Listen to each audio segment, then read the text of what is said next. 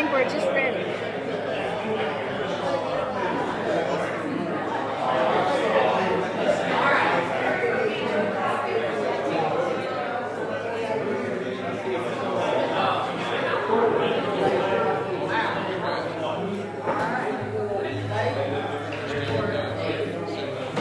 Thank you for your patience.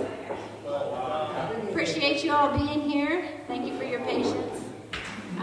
We're so excited to have everybody here to be gathered together. And let's just take a moment to get quiet, invite God in, and then we'll say the serenity prayer.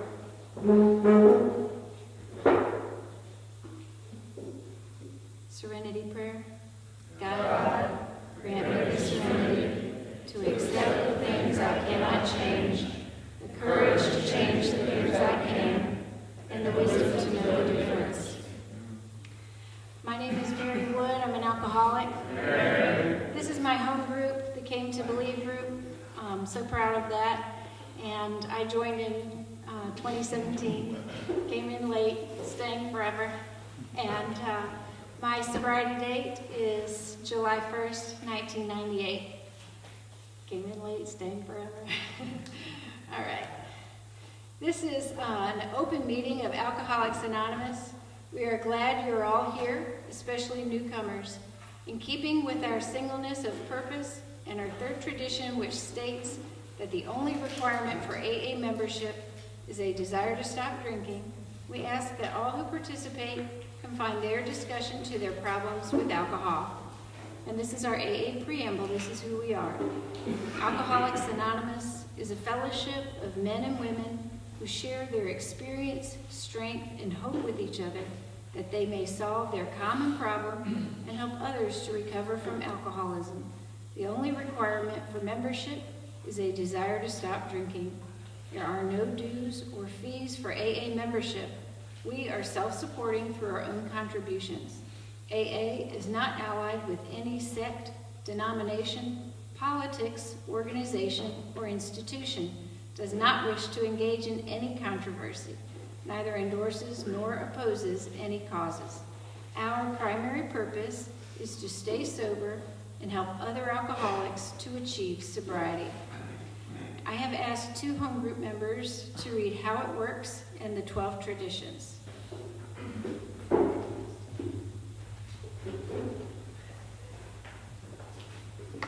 Hello, my name is Rhonda Reed, and I'm an alcoholic. My sobriety birth date is May 15, 2008, and I am a member of this home group. How it works, taken out of our big book, page 58. Rarely have we seen a person fail who has thoroughly followed our path. Those who do not recover are people who cannot or will not completely give themselves to the simple program. Usually men and women who are constitutionally incapable of being honest with themselves. There are such unfortunates. They are not at fault. They seem to have been born that way. They are naturally incapable of grasping and developing a manner of living which demands rigorous honesty. Their chances are less than average. There are those, too, who suffer from grave emotional and mental disorders, but many of them do recover if they have the capacity to be honest. Our stories disclose in a general way what we used to be like, what happened, and what we are like now. If you have decided you want what we have and are willing to go to any length to get it, then you are ready to take certain steps. At some of these we balked. We thought we could find an easier, softer way, but we could not. With all the earnestness at our command, we beg of you to be fearless and thorough from the very start. Some of us have tried to hold on to our old ideas, and the result was nil until we let go absolutely. Remember that we deal with alcohol, cunning, baffling, powerful. Without help, it is too much for us. But there is one who has all power. That one is God. May you find him now. Half measures availed us nothing. We stood at the turning point. We asked his protection and care with complete abandon. Here are the steps we took, which are suggested as a program of recovery. 1, we admitted we were powerless over alcohol, that our lives had become unmanageable. 2, came to believe that a power greater than ourselves could restore us to sanity.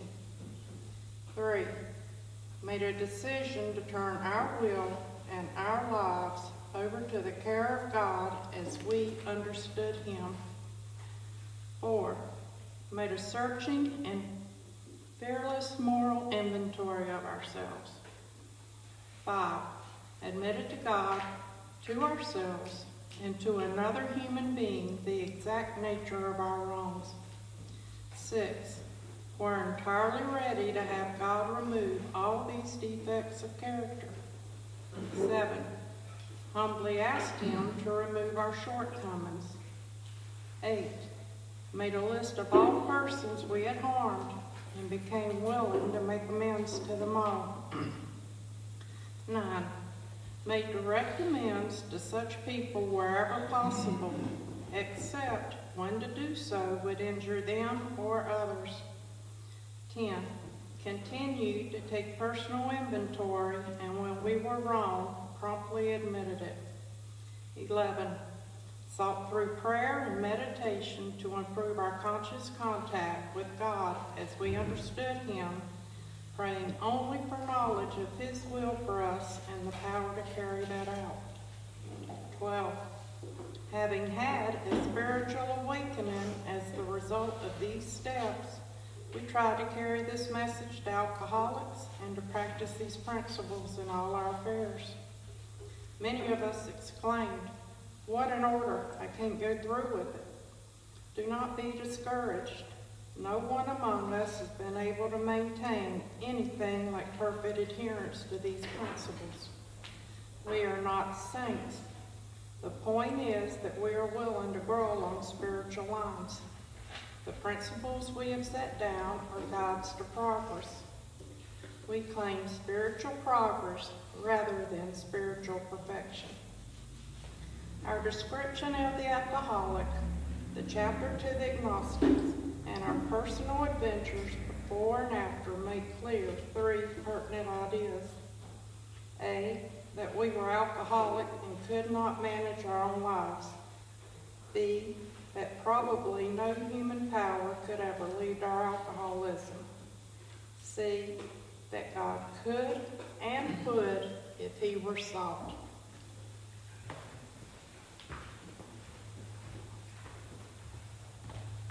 Hello, my name is Frank. I'm an alcoholic. My sobriety date is August 15, 2015, and came to believe is my home group.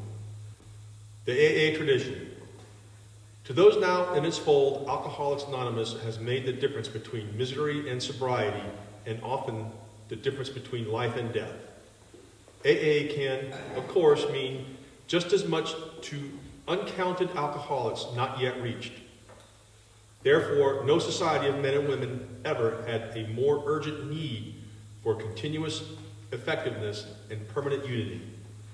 We alcoholics see that we must work together and hang together, else most of us will finally die alone. The 12 traditions of Alcoholics Anonymous are, we AAs believe, the best answers that our experience has yet given to those ever-urgent questions. How can AA best function? And how can AA best stay whole and so survive? The 12 traditions of Alcoholics Anonymous. 1, our common welfare should come first. Personal recovery depends upon AA unity. 2, for our group purpose, there is but one ultimate authority, a loving God as He may express Himself in our group conscience. Our leaders are but trusted servants. They do not govern. 3, the only requirement for AA membership is a desire to stop drinking. 4, each group should be autonomous except in matters affecting other groups or AA as a whole. 5, each group has but one primary purpose, to carry its message to the alcoholic who still suffers. 6, an AA group ought never endorse, finance, or lend the AA name to any related facility or outside enterprise, lest problems of money, property, and prestige divert us from our primary purpose. 7, every AA group ought to be fully self-supporting, declining outside contributions. 8, Alcoholics Anonymous should remain forever non-professional, but our service centers may employ special workers. 9, AA as such ought never be organized, but we may create service boards or committees directly responsible to those they serve. 10, Alcoholics Anonymous has no opinion on outside issues. Hence, the AA name ought never be drawn into public controversy. 11, our public relations policy is based on attraction rather than promotion. We need always maintain personal anonymity at the level of press, radio, and films. 12, anonymity is the spiritual foundation of all our traditions, ever reminding us to place principles before personalities.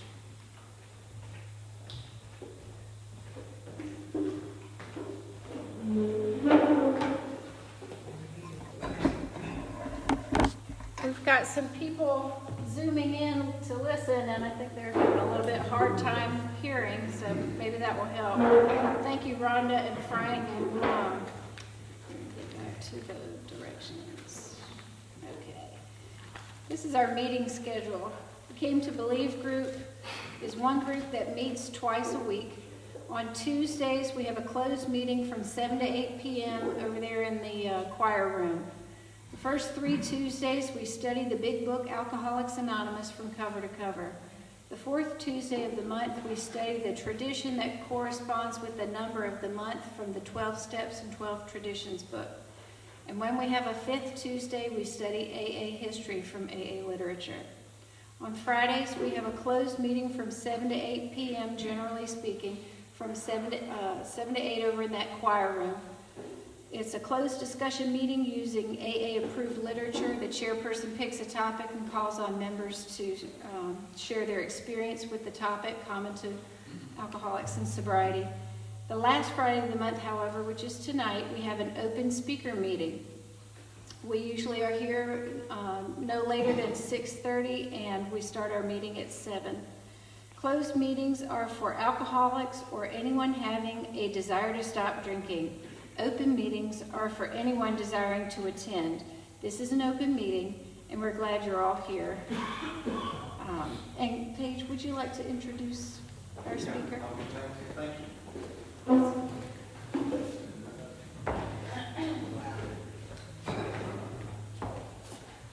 Good evening. My name is Paige Wood.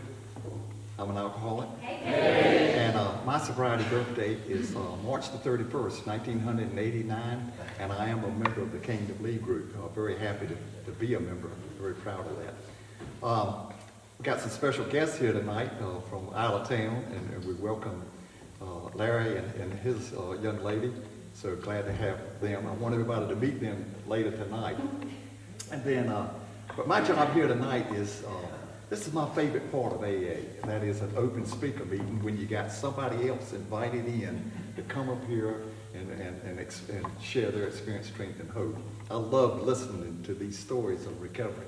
We got a guy here I met about 3 years ago, formally, and where we actually got to where we could shake hands and get a hug in Southern Pines. And I was down there speaking at an event, and he was there, and we introduced it, and he gave me a really nice AA surprise down there, 3 books that he was the author of. And we actually took those books and did a play out of them at another retreat. And we're going to continue that tradition as well. Anyway, Rick is not famous for writing that book or anything like that. Rick is a good member of Alcoholics Anonymous because he's sober and he helps another alcoholic, and he's willing to go to any length to do that. I got invited to his home group. I met the men and women that he serves with, and I could tell that he was a vital member of that group. When we needed a speaker for tonight, his name just popped right up, and asked him, and he was delighted to come. And so tonight, help me welcome our new friend from Reedsville, Rick.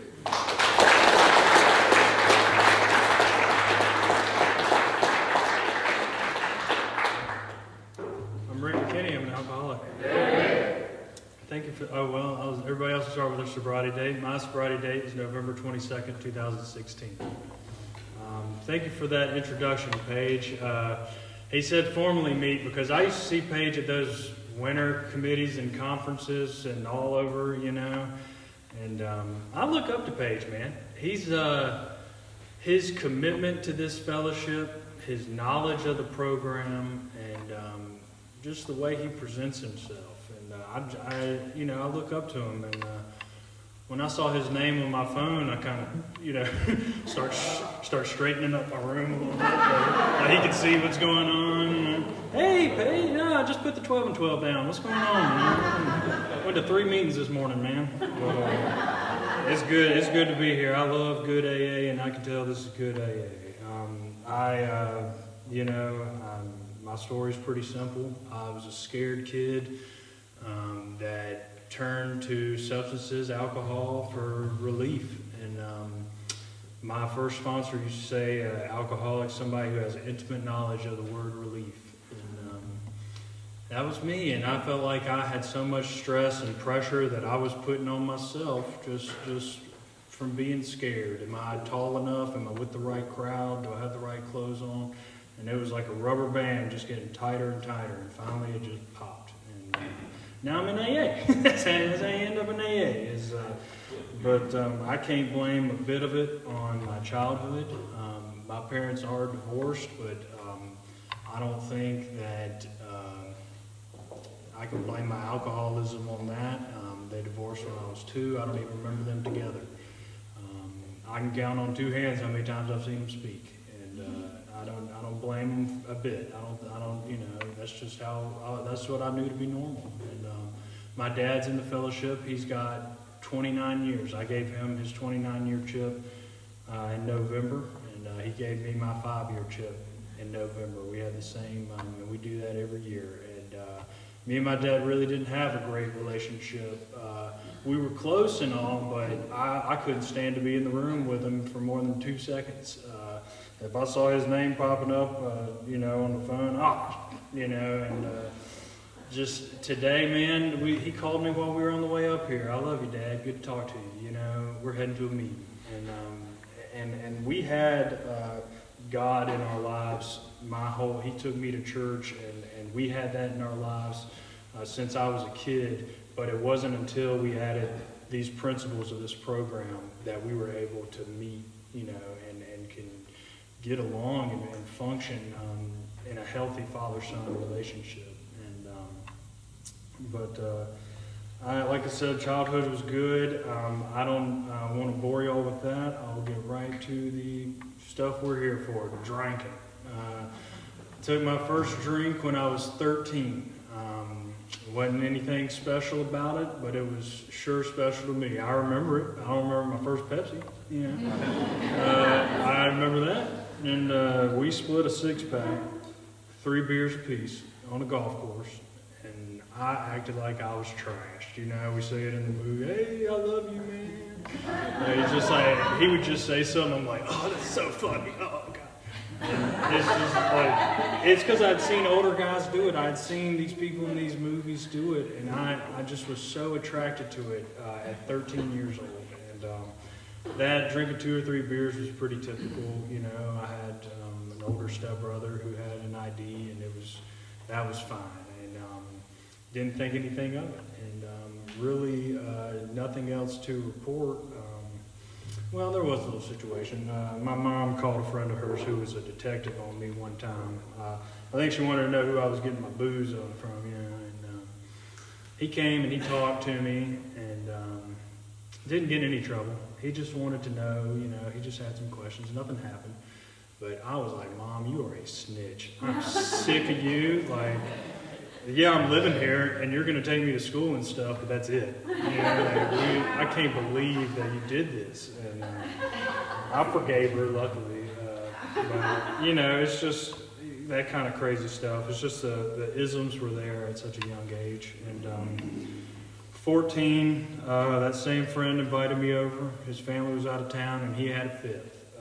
He failed to inform me that this particular liquor was made by Satan himself. It's called Bacardi 151, 151 proof, and Did you hear that? That's an alcoholic. That's what we made. That's the noise we made when we took the shot.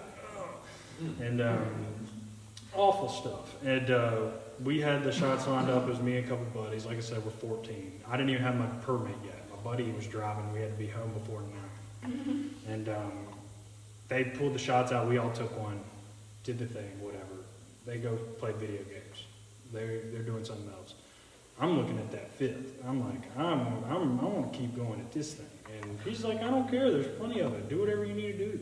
And I sat there and I just got trashed. Little 14-year-old Ricky.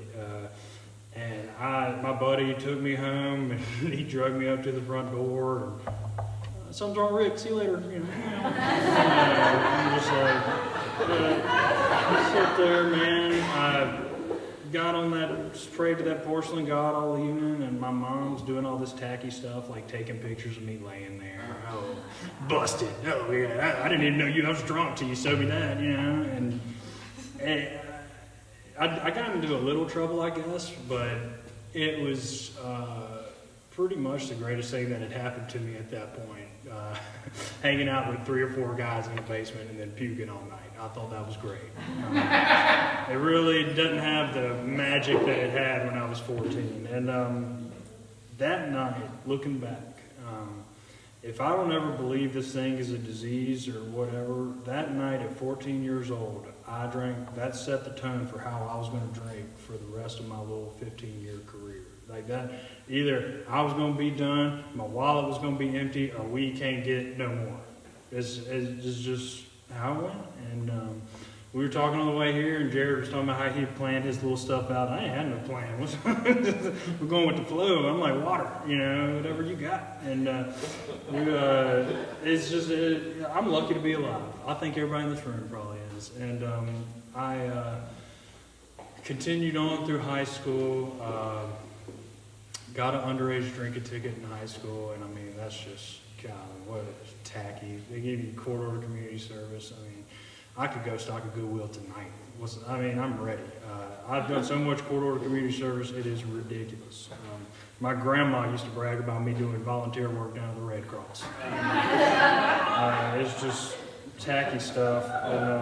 I shouldn't have even got that underage drinking ticket. The little nerd driving ratted us all out. So whatever, you know. But honestly, that kind of stuff was so much more important to me than family and looking back, even then when it seemed fun and carefree, the denial was so thick on me. It would just creep in, and it was little cupcake stuff back then. It was little things I did, and but it really it wasn't little stuff. It turned out it wasn't little stuff, and it honestly, once I got started on that path, I don't think I could have gotten off if I wanted to. It was like, I've heard somebody describe that we had to start off with a diamond, and it just gets crud all over it throughout the years, and then we get into AA and start cleaning it up. But I was just starting to get a little bit of crud, and it just kept popping up. And honestly, at that time, the stories were kind of funny to my family, it seemed like. It's just kind of typical, really. Y'all know the story. So I don't get into the school I want to go to. Dang. Just spent my whole time partying and not caring. I wonder how this happened. And turns out I knew somebody who knew somebody, and I got in. I was talking to my buddy about going to Wilmington. I lasted about 2 years. He knows one of my fraternity brothers, so I'm already qualified with him. If you meet these people, this is all right, you got it, you're in. But that's what I did. I wanted to get involved with the fraternity. I didn't go to Wilmington for schooling. I went to the beach for the beach. And I'm glad I didn't get every DUI I deserved, I'll tell you that. I'm glad I never killed anybody driving drunk or in a blackout, because that's about all I ever did, it seemed like. I think back, if I could have kept it where it started in Wilmington, when I had all them friends and life was so fresh, I would have kept it right there. But something happens to me when I start drinking and I don't have people on my back about it. I become a different person. And so what starts out as paradise ends up being a gift for the hook in it. because I got all these friends, but I can lose them real quick. And all this potential. I wasn't set to be the president of the United States, but I had some potential, and it was just all going to waste. And I could get my butt whipped in a heartbeat. I would run my mouth drunk, and when I'm drunk like that, my arms just don't work. I don't know. And them guys, they would tear me up, buddy. And I had these roommates, and two of them beat the snot out of me one evening, boy. They laid it on me, and I had to come.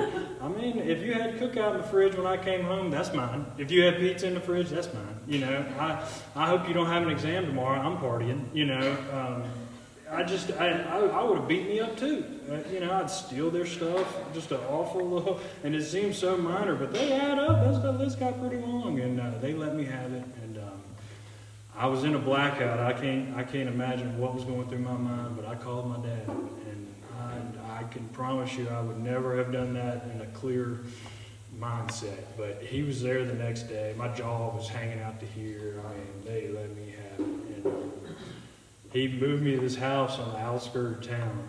And I mean, I wasn't going to class on campus. You think I'm going to drop 10 minutes for that crap? And turns out the two guys I was living with were older than me, and they were partying just like I was. So it's your fault, Dad. Anything that happens to me from here on, And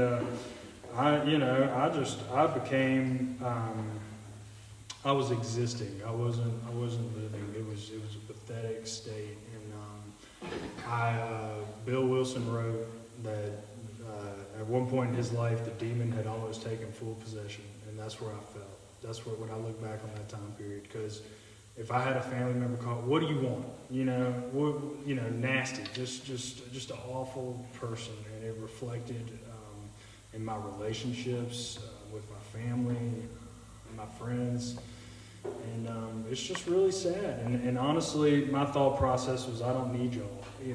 I don't need y'all. I'm doing fine. And he came to get me one morning. I wouldn't pick up the phone. They couldn't get a hold of me for like a month, and he just showed up one morning. I'm asleep on the couch. Somebody had peed in my bed. I don't know who in the world. I'll tell you, that's one thing I don't miss is peeing that darn bed.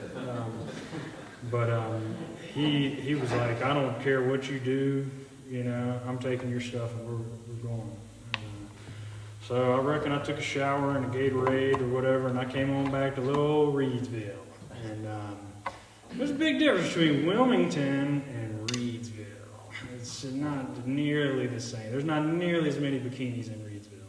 And I'm just like, I've had enough of this crap. I'm going back to school, so I got into a community college. And that was the first time in my life I've ever tried at school. Holy crap. I had that calculator working overtime. I got to get out of here. And I was working with my father. He started a business in 1981, and I hated it. Every single morning I'd come in.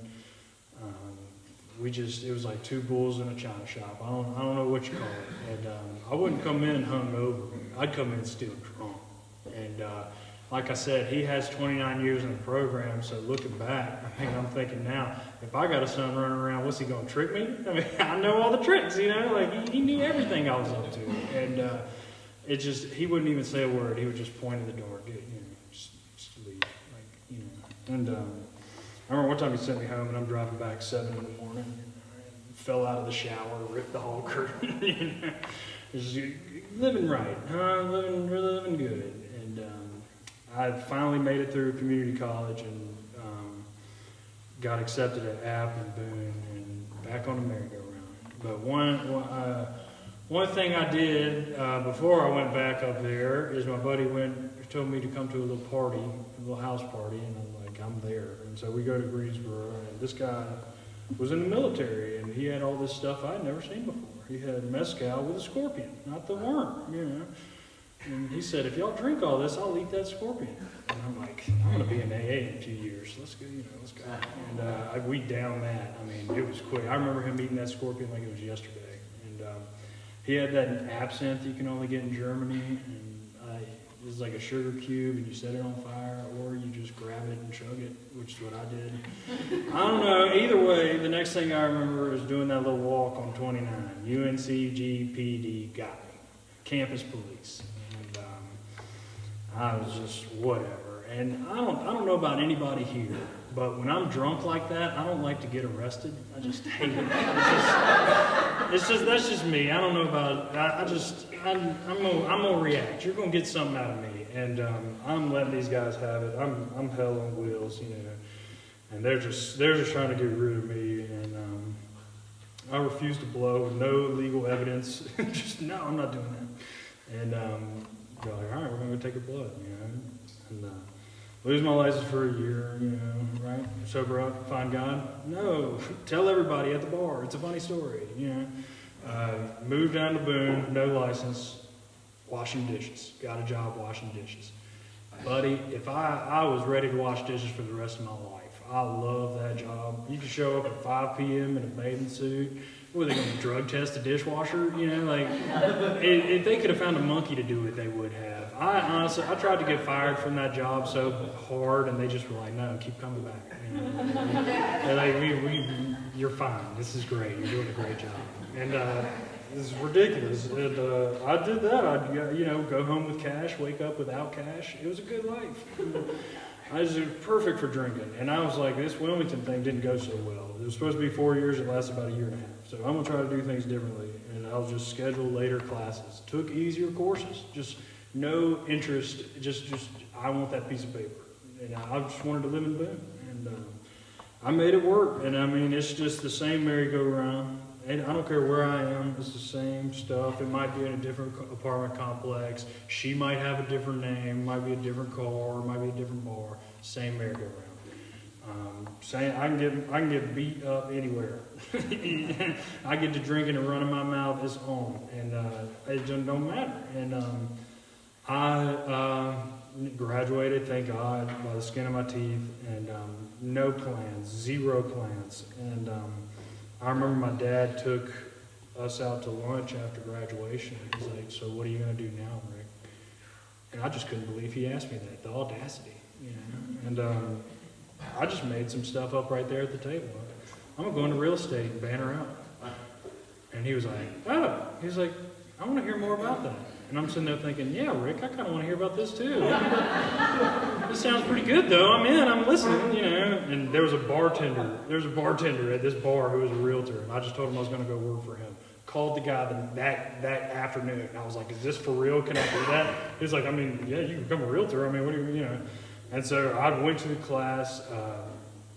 I don't think I ever set foot in there sober, but I remember the first time I had to wear thick rimmed glasses because some dude had given me a black eye. And it just cheated my way through it, just terrible. Went to the state exam, failed miserably. I mean, just went in there hammered. And most people fail, they study, go back. I'm gonna be a dish sanitation engineer. I already got a career. Flatware technician. I'm already doing this. I don't need to flip houses. I've already got a gig. I'm flipping dishes. And really, I guess I thought I was going to do that for the rest of my life. I don't know. So here I am, graduated, single, not doing anything, no goals in life, just washing dishes.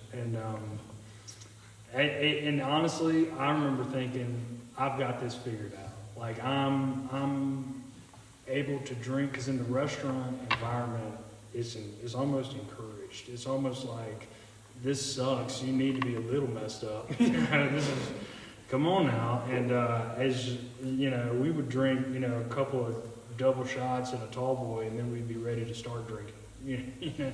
And that's just, I loved it. I fit right in. And I mean, looking back, all I was a phony. I was just a big fake.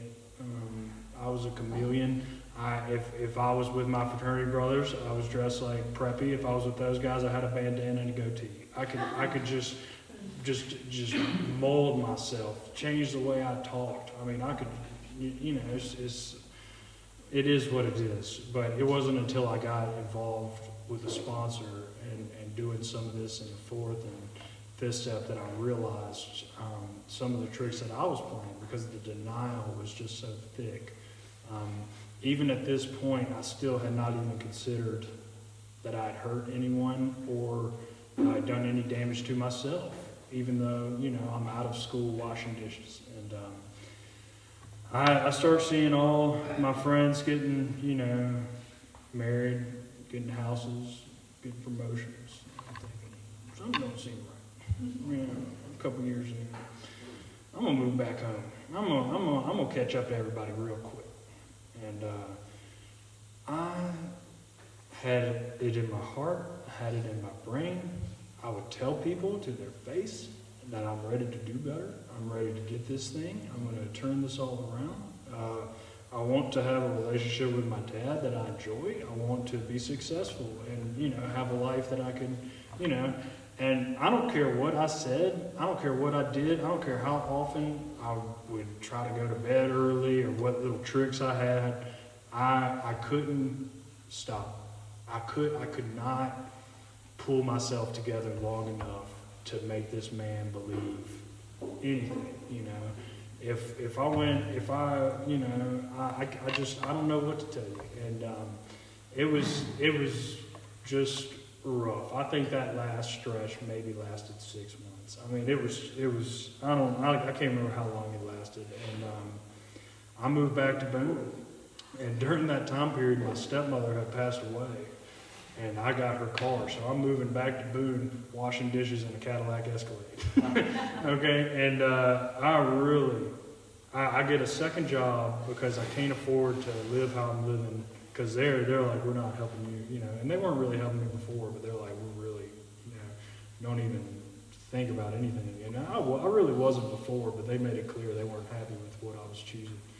And I got a second job, so I'm going in at Melanie's in Boone at 7 a.m., clocking out at 2, and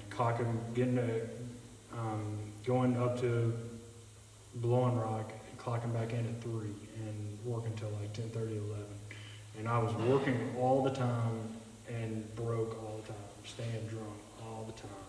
And it was like during this period, something new.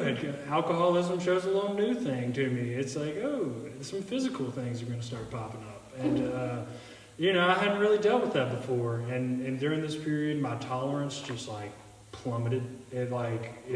What used to, a half a fifth, I'd be just totally blackout, or 6 beers, I'd just be throwing up and just awful. And my vomit at the time, which I'm sure y'all love to hear this, was completely black, like this might cure. And I didn't find out until treatment that it was my gut from all the blood that I'd been just tearing up because, I don't know. I don't really know much about the biology of alcoholism. It doesn't really matter to me. I know I got it, and I know that a spiritual solution will do the trick. And so I don't need to know all that medical stuff. But I know that the nurse at Hope Valley told me I had 6 months given the condition of my insides, and that scared me. That put some fear in my heart.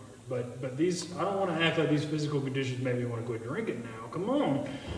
I would make these little deals. I'd be like, let's try not doing all this weekend drinking. I think that's what's getting you. We'll take it easy on the weekends. You can go out on the weeknights. Thirsty Thursday, we can cut that out. Taco Tuesday, we got to hit that. But weekends. And then it's like, all right, liquor seems to be the problem here. We'll try beer. And then that didn't work, so now I'm doing wine. I'm sitting at Boone Saloon in a bandana drinking wine. And they're like, something's going on with Rick. I don't know. But it was just, I was literally trying everything I could to save my best friend drinking. I was literally fighting for my life to keep my buddy with me. And it all culminated. I took a 30-day break, which that's code red. If I'm taking 30, that's the last thing. But I'm taking a 30-day break. Probably made it about halfway, which is all right. Pretty good numbers back then. And I remember I was driving home from Blowing Rock, went to Taco Bell, and the lady at the drive-thru said, "What can I get you?" And I just said, "Nothing." Drove straight to the bar, went to tap room, sat beside this dude I'd never met, and I said, "Do you like tequila?" And he was like, "I sure do." And there we are. I'm back in the saddle, Rodeo Rick. And I'm telling jokes, saying, we're schmoozing, we're home. That's my best friend now. I couldn't pick this guy out of the lineup, but he's literally my best friend right now. And he tells me he's going to go pick up something. I'm like, oh Lord, I can't afford that. And he said, I'm buying. I said, I'm going. So we skedaddled. And I don't know what we did. I don't have a clue where we went. All I know is that I came out of my blackout in my truck that my stepmom had left me when she passed away, upside down, windshield busted out. I'm by myself. I don't have a clue where I am. I was pretty close to home. A lot of people were like, dude, you should have ran. I'm like, first of all, I was way too messed up to be making decisions like that. So, you know, and I'd hop out, you know, and I'm looking at this truck, and I don't have my shoes, I don't have my cell phone, just a disaster. And I walk down to this convenience store and start calling everybody, and nobody picks up. They're tired of hearing from Rick at 2 in the morning. Sometimes they might not recognize the number, they hear the voicemail call back, you know, but they weren't. And it wasn't cute anymore, it wasn't funny. I had burned every bridge. I mean, you burned a mama bridge, you burned them all. And I walked back outside, cops flooded the place. And, I mean, my truck's upside down, I'm a little more complacent this time. I'm like, y'all might be looking for me, and they did. And I got to tell you, folks, Boone PD, wonderful people, excellent. That was a really lovely arrest. 10 out of 10. Because I was compliant, you know. What can you do? Your truck's upside down. And so they take me in. Half the time they didn't even handcuff me. They're like, "Oh shoot, Rick, we got to handcuff you before we walk in there." I'm like, "No problem, Matt. You just." It was a really pleasant arrest. And next day, I went to go look at my car, and it was, you know, bashed up. It was awful, and it didn't scare me a bit. If not anything, I was drinking harder after. I don't have to drive anymore. Hey, you know what's going on? It's a funny story. Yeah, I flipped my freaking truck the other day. Can you believe that? Just like insanity. So, November 22nd, 2016.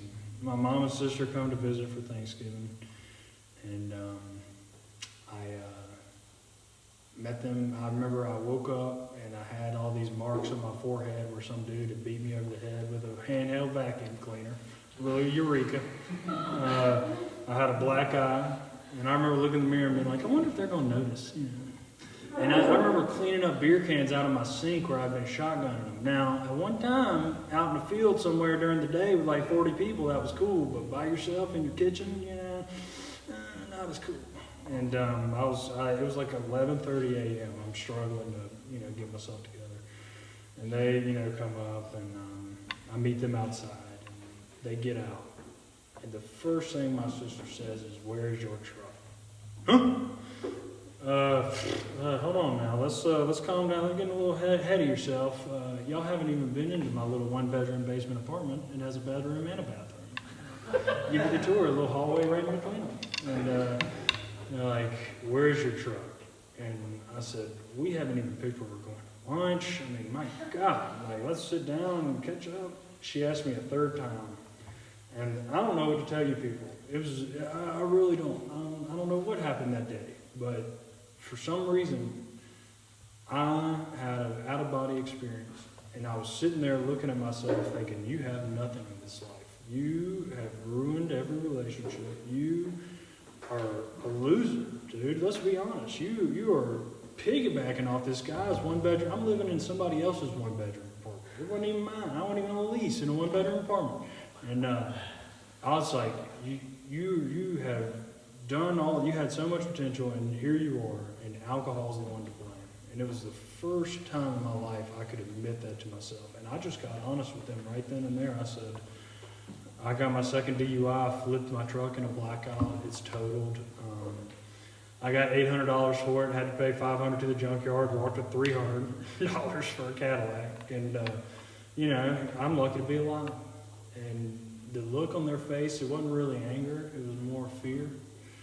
And it wasn't like the first time they'd give me that look, but something happened that day. And that's my sobriety date. And, you know, whether that's real or y'all, it doesn't matter. It's real to me, and I'm going to hang on to that. And that's what Dr. Silkworth told Bill. You know, who cares? Hang on to it. That's the best thing you got going for you right now. So, I mean, your story's your story. If it works, hey, you know, cling to it, because I can't go back to that other way. And moved back home. My dad took me to my first AA meeting, Summit Fellowship Club, February 2nd, 2017.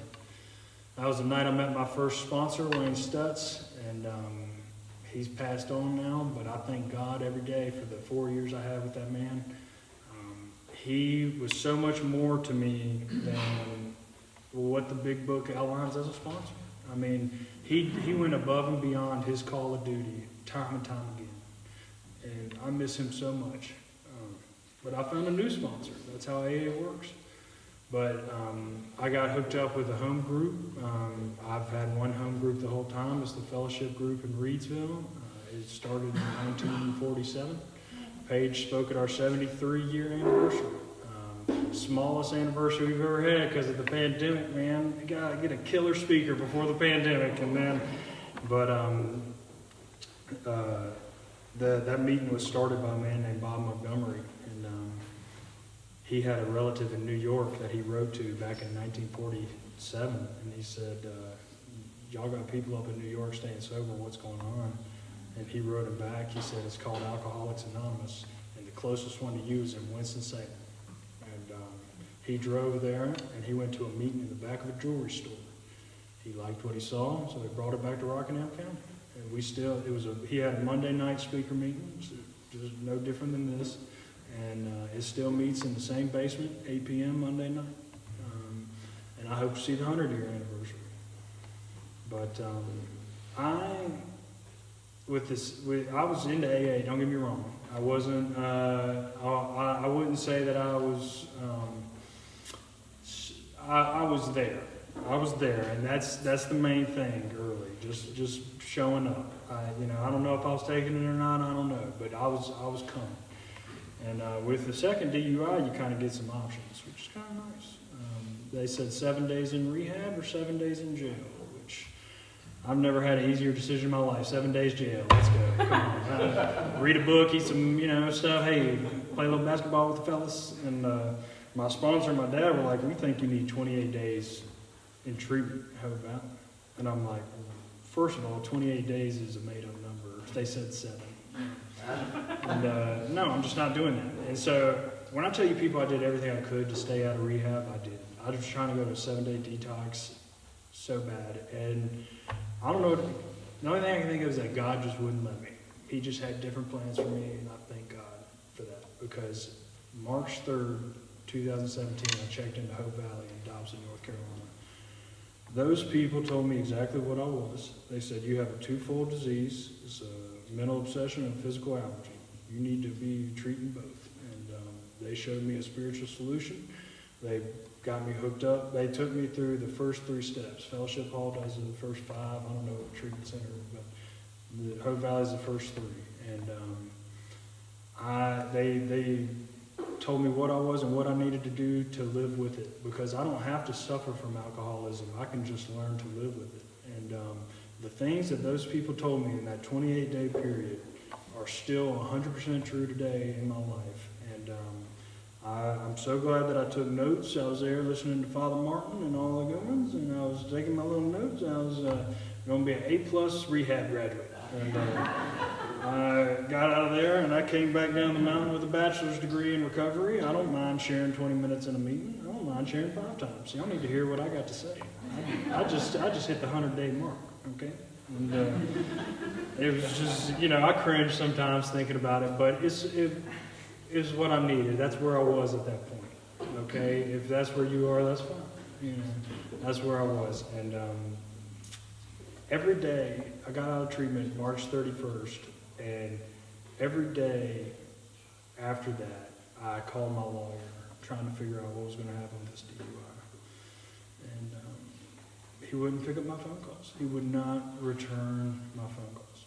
And I was furious. And April 12th, the day before my court date, I called his secretary, and I was awfully rude. I was, might as well have been drunk the way I was talking to her. And I was just like, "I need to know what's going on. This is my DUI. And, somebody better tell me something." And 45 minutes later, the lawyer calls back. And he says, Mr. McKinney? And I said, Mr. Teague? He said, I got some news for you. And I said, spill it. He said, the trooper that arrested you that evening got drunk, went to cookout, hit a car in the drive-thru line, hit the wall in the drive-thru line, took off, led the cops down a high-speed chase on 421, got arrested, little .18, and all your charges have been dropped. I hit the floor. I was crying. I said, tell that secretary I'm so sorry. Oh, my God. And then I was like, can I get my money back? He was like, no. But I called everybody, man. I called my sponsor. I called my dad. I called my mom. I called my preacher. Man, I still laugh about that preacher. He's sitting there, rehab, DUI. He's like, oh, God. He's like, no, I'm happy for you, son. Whatever. See you. Come see us on Sunday, And, man, I knew in that moment that something so much bigger than myself was in control. And I just needed to shut my little mouth and just hang tight. And I came into these meetings at that point thinking, these people are trying to save my life. They're trying to give me tools that I can use to, live as a functioning human being. I'm not trying to be Donald Trump or Elon Musk out here. I can't even pay my taxes or take a shower when I'm drinking, I need to be able to do laundry and brush my teeth. Like, I was a wreck. I was an absolute mess. And these people, the AA welcomed me into this new life like a mother. I mean, it cared for me. It kept me right by its side. And it was honestly like I was just on a roller coaster. I don't even feel like I had anything to do with it. I feel like I just strapped in, and I got hooked up with the old timers. I just kind of like that old timey AA, I guess. I don't know, but they took me all over North Carolina. I've been to meetings in several different states, Texas, Colorado. Meeting I went to in Colorado is a meeting place, 24/7 AA. Got AA pictures all over the walls. Get there about 6:30. There's a couple people standing there. Is there a men's meeting here at 7? Yeah, they'll be here in a minute. They leave, nobody comes. 6:58, nobody comes. 6:59, nobody comes. And right at 7, this guy walks in, about my age. Oh, good, you're here to chair the meeting. No, I just quit drinking, and I saw an AA meeting was near here. I said, well, darn. And I started the coffee, and I gave him the steps, and I read the traditions, and him and I sat there and talked, and we had a meeting. And he said, man, I'm just tired of getting beat up and wrecking cars. I said, holy crap, I'm your guy, man. Hey, you ain't never met somebody who knows more about that than me. But that's just, that might sound like a miracle, but that's something I've come to expect. I mean, miracles are just something I've come to expect in this program. Day in, day out. It ain't once in a blue moon. It's all the time. And my favorite miracles are when I see them happen in somebody else's life. I heard people say that coming in, and I'm like, I'm sure. No, did I help you as much as you helped me? Yeah, I'm sure. And I really do feel that way when I'm working with somebody. I'm just sitting there. I might as well be a test dummy. I'm just sitting there, and then they tell me that, and I'm like, dude, you helped me. I was sitting there having crazy thoughts till I heard you talking about what it's like to be back out there. And I'm thinking, I think I'm going to keep my seat. I think I'm going to keep doing this thing. And I thank God that there's AA meetings just like this one still going on. So I don't have to live like that anymore. Because, it's really a simple price to pay. Even if you do got to do some service work, my God, how difficult is it to make a pot of coffee and set some chairs up? If you went to a cancer, patient and said, "This is what you got to do," they would say, "Sign me up."